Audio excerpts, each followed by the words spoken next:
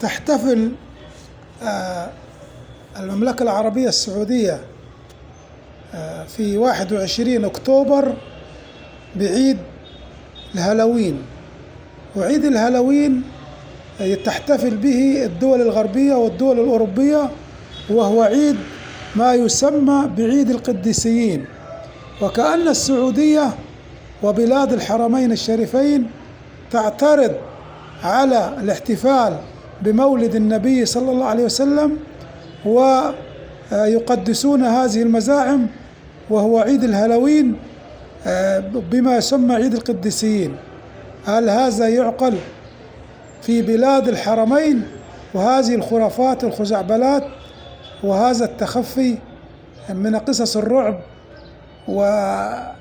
والتخفي في ثياب مخيفة ومرعبة وقص